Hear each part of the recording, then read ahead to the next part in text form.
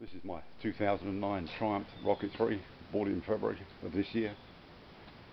And today is the day after Thanksgiving 2020. Gorgeous day out there.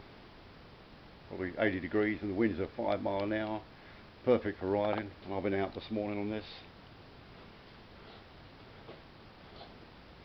Not very enjoyable around St. Petersburg, too much traffic.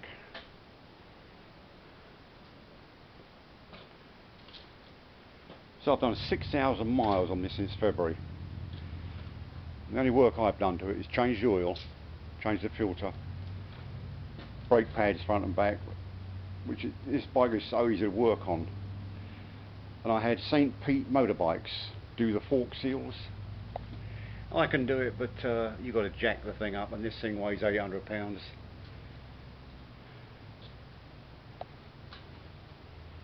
But this is loaded. This is how it came. It's got the crash bars on it, extra pegs,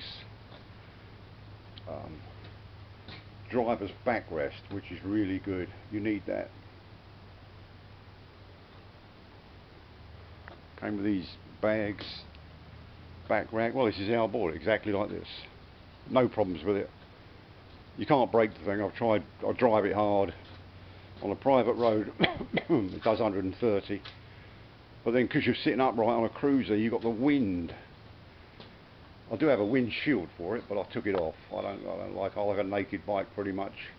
I know it's got bags on the back, but so improvements to a Rocket 3 is what it needs. I know it's the older model, but even the new one could use this. First of all, is a gas tank. This thing does 180 miles to a tank. I'll forever filling this thing up. Why Triumph didn't make the tank up here, all the way along, right to there and down there? Why don't give you extra protection for the rider, and probably holds twice as much gas? And I don't know what it is with motorcycle manufacturers and small gas tanks. All these people, oh, it shows off the engine more. Fuck no, who wants to see the engine? And I'm no lover of murals and artwork on a bike. To me, every bike should be black. Like Henry Ford said, you can have any colour you like, as long as it's black. You know, if you want to see artwork, go to a fucking art gallery. People spending 20 grand on artwork on tanks and mudguards.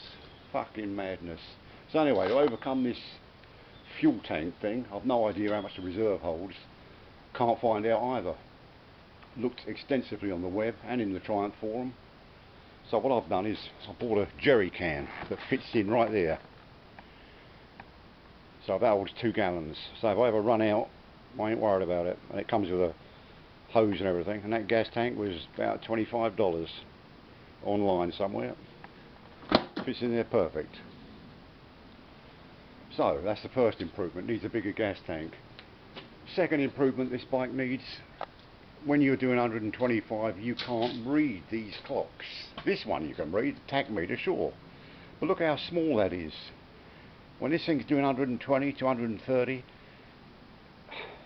I can't see it. Why they didn't make a clock like the Vincent Black Shadow that's this big and the letters are this big is beyond me. Fucking small clocks, nuisance. Well, good thing is they're raised up, so you don't have to keep looking down. I can't stand clocks that are on the tank. You're taking your eyes off the road. Not good. So that's the second thing. Clocks are too small. Third, it needs reverse. This thing weighs 800 pounds. It's heavy. It's balanced, but it's a heavy bike. Oh yeah, the other new thing I bought when I got it was new tyres, which make a lot of difference. Okay, so yeah, it needs reverse. Gear indicator. I don't know what gear I'm in. It's got so much torque on this bike.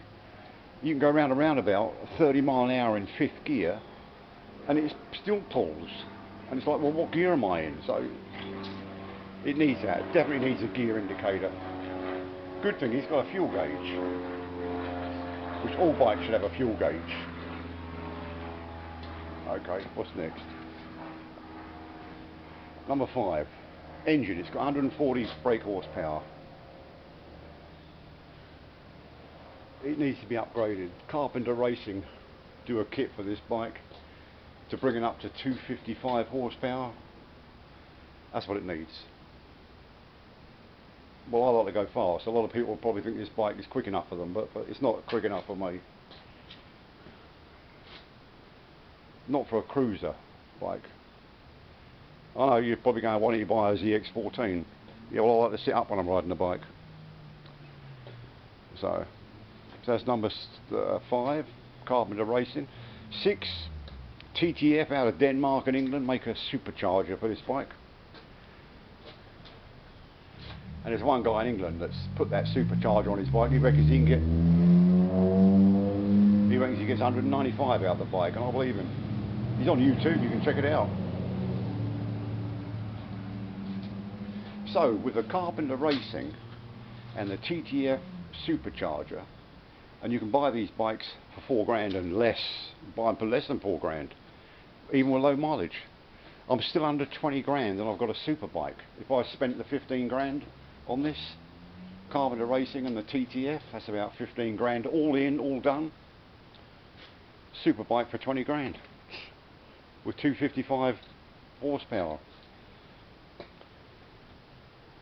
Number 7, brakes are good on this, but they could be better. My last bike was a BMW and that had Brembo brakes on it, and that thing used to stop. These are good.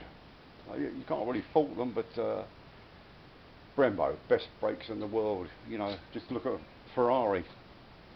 Look inside the wheel of a Ferrari, Brembo brakes. Alright, another thing you could use is the Rivco Risers. They're 200 bucks. Without having to do any alterations to any cables, it brings you up 1 inch higher and 2 inches back, and it needs it. It needs to come up and back when you're cruising, so you can cruise better. Alright, air filter upgrade, that'll probably go with a Carpenter Racing thing, or the Supercharger. And 6th gear. At 3,000 RPM, this bike is doing 80. And I've never had it past 5, and I've almost touched 130 on it. But it'd be nice to knock it down another gear, so you're doing 130 at about 4.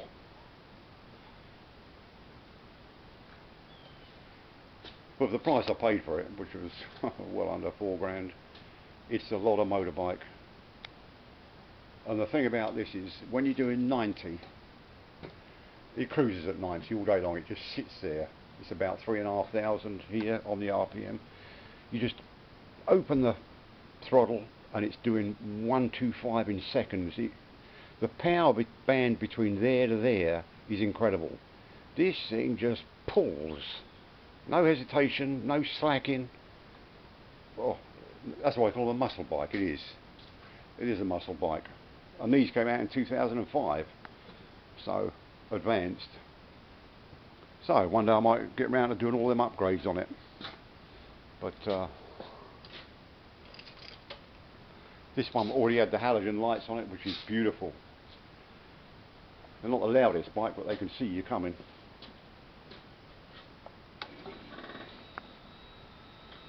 I'm going to have to hold the clutch in to start this, which is a good idea. Press that.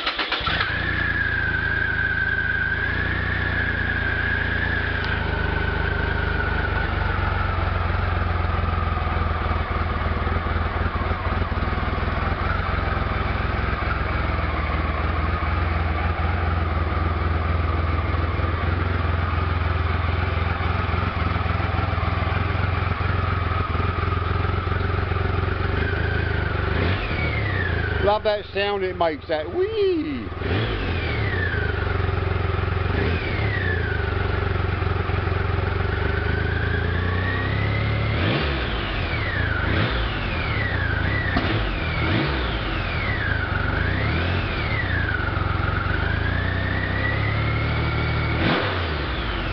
See that?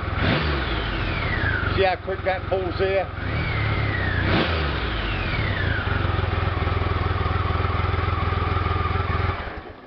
Yeah, quick bike. Quick bike for the weight of it and being a cruiser.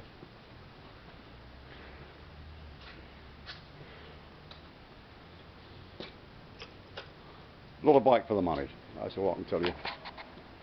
and it's 2300cc. Then it was the biggest production bike on the market. I don't know if you count Bossos. I do count Bossos as a production bike because they make them and they knock them out and people buy them. And that'll be my next bike, because this is too small for me. It's not powerful enough. I'd like a 606 or a 632. And this thing really, in terms of Bossos, is a moped. This is 2300cc, and a 632 Bossos is 10,357cc. So this is about a fifth of a Bossos. So it is a moped. Big moped, but it's still a moped. It all depends what you want and what you're used to. So I look forward to filming my 632 Bossos when I get it. And I'll put it up on YouTube. There you go.